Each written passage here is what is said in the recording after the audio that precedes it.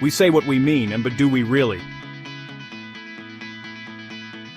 Spinoza noticed a funny thing. People think they control their words, yet words often escape us, slipping out through passion, yet words often escape us, slipping out through habit, yet words often escape us, slipping out through prejudice. True freedom, he argued, isn't just doing what you want, it's understanding why you want it. That starts with noticing your speech, the phrases you default to, the anger that quickens your tone, the compliments that mask a need. Practice one short move today. Pause before replying for 2 seconds. That tiny gap buys awareness. Awareness is the start of real self-mastery. Speak less by accident. I will never let yesterday steal my calm again.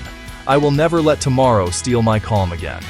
I'll show you how to hang out in the only moment that matters. It's simpler than you think.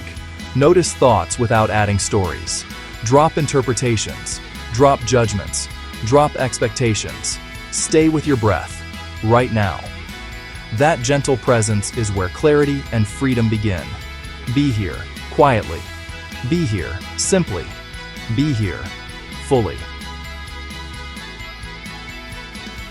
Epictetus taught that genuine freedom arises from focusing our effort only on what depends on us, our choices, our desires, and our judgments. When we stop seeking approval, possession, or comparison from others, we become truly free, for our balance is no longer conditioned by external factors. According to Epictetus, the path to serenity lies in following one's principles with consistency, without being diverted by reactive emotions such as envy or attachment. Lao Tse described different levels of leadership and their impact on people. The wisest leader is the one who guides without imposing, so harmoniously and naturally that those who follow scarcely notice their authority. They lead through example, not through control. A wise leader is respected and appreciated, while those with less wisdom govern through fear or forced authority. Finally, those who are least wise lose the people's trust entirely, falling into disfavor. The message is clear. True leadership is discreet, balanced, humble, and inspiring.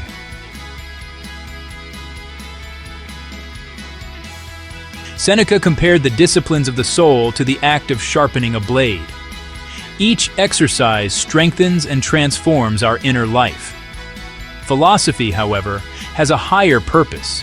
It brings a person back to themselves, calming the soul, easing inner agitation, and freeing them from the need to seek outside what can only be found within.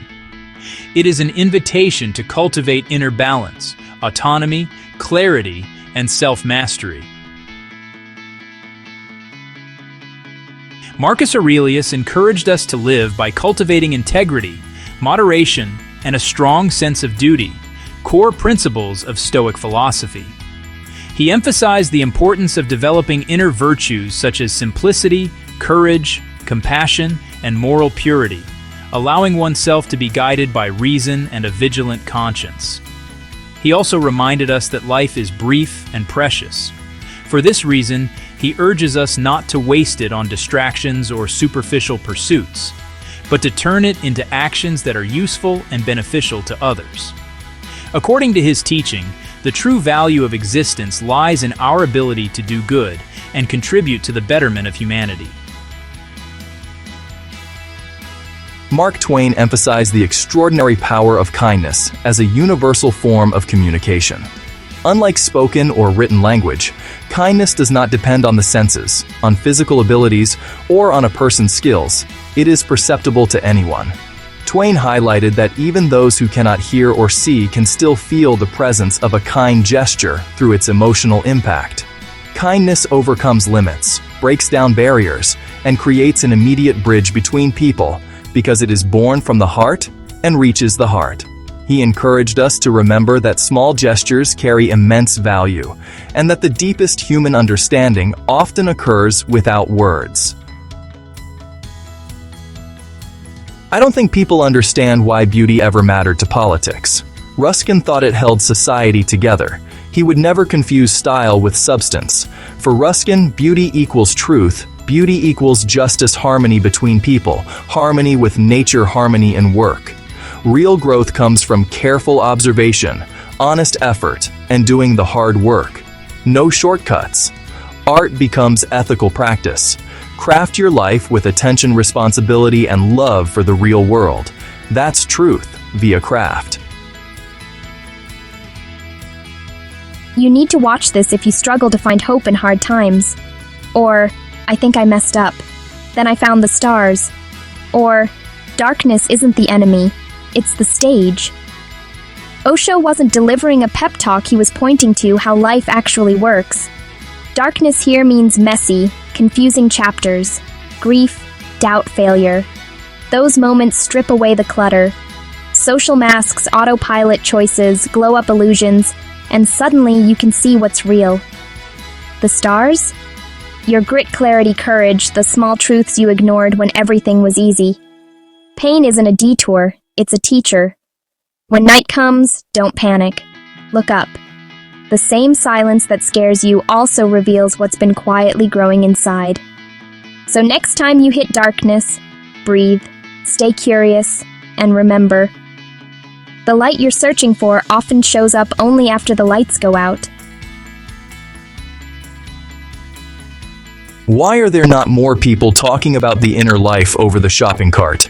Everybody is looking for happiness in what they own. But what if it's who you are, not what you have?